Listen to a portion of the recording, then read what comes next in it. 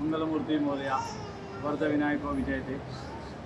आज आसगाव येथे वरदविनायक विजयते या मंदिराचा 48वा वर्धापन दिन आणि त्यानिमित्त आणि या ठिकाणी 1 लक्ष अशा प्रकारचं गुलाब पुष्प समर्पण, त्याला अर्चना अशा प्रकारची सेवा सकाळपासून आतापर्यंत केलेली आहे।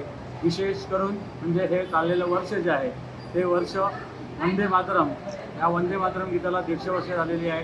त्याचप्रमाणे RSS याला 100 वर्ष झालेली आहे। अशा प्रकारचं औचित्य साधून भारत हा विश्वगुरू बनावा, त्याचप्रमाणे आपले जे रक्षक आहेत, मिलिटरी बंधू आहेत, आर्मी आहेत, ह्या सगळ्यांना चांगल्या प्रकारचं आयुष्य आरोग्य प्राप्त व्हावं अशा प्रकारची संकल्पना मनामध्ये ठेवून आणि समस्त विश्वाचं कल्याण व्हावं या हेतूनं आज या ठिकाणी सकाळपासून आतापर्यंत समस्त भाविक भक्त या सगळ्यांच्या सहकार्यानं अखंड अशा प्रकारचं गुलाब पुष्प समर्पण अशा प्रकारची सेवा वरदविनायकाच्या चरणा ठिकाणी समर्पित केलेली आहे। आणि या सेवेनं समस्त महागणपती सिद्धिविनायक संतुष्ट झाले आणि भारत विश्वगुरू बनायला त्यांचा आधार अशा प्रकारचा प्राप्त झाला। अशा प्रकारची भगवान वरदविनायकाचा कृपाशीर्वाद प्राप्त व्हावा अशा प्रकारची मी त्या ठिकाणी प्रार्थना करतो।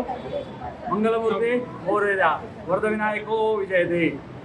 स्वर्गीय रामकृष्ण नारायण केळकर यांनी 1978 मध्ये श्री वरदविनायक मंदिर बांधलं।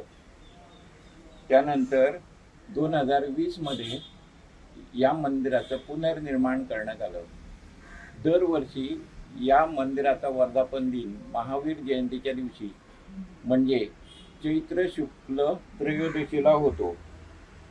या वर्षी मात्र या कार्यक्रमात थोडा वैशिष्ट्यपूर्ण बदल घडावा असा हेतू साधून वेगळ्या पद्धतीने हा वर्धापन दिन साजरा करण्याचा ठरवण्यात आला।